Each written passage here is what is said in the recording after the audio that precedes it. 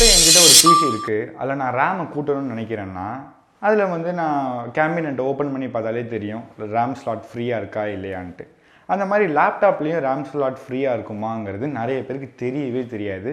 அதை நம்ம செட்டிங்ஸில் போய் பார்த்துடலாம். அது எப்படின்னு தான் நம்ம இப்போ செக் பண்ணி பார்க்க போகிறோம். நம்ம என்ன வேலையா செய்ய போகிறோம்? சும்மா பார்க்க போகிறோம். இருக்கட்டும், அதுக்கு நம்மளுக்கு என்ன சம்பந்தம்? முதல்ல உங்கள் செட்டிங்ஸில் டாஸ்க் மேனேஜர்னு டைப் பண்ணிங்கன்னா டாஸ்க் மேனேஜருக்கு போகும். அங்கே பெர்ஃபார்மன்ஸ்னு ஒன்று இருக்கும், அதை கிளிக் பண்ணிங்கன்னா சிபியூ, மெமரி, டிஸ்க்குன்னு எல்லா டிஸ்க்குன்னு இருக்கும்.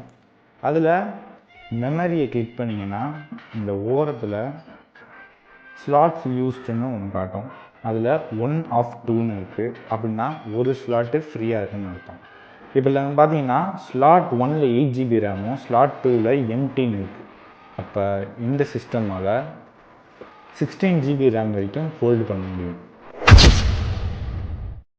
இந்த வீடியோ உங்களுக்கு யூஸ்ஃபுல்லாக இருந்துச்சுன்னா மறக்காமல் நம்ம டீசெண்டான ஆளு சேனலை சப்ஸ்கிரைப் பண்ணிக்கோங்க.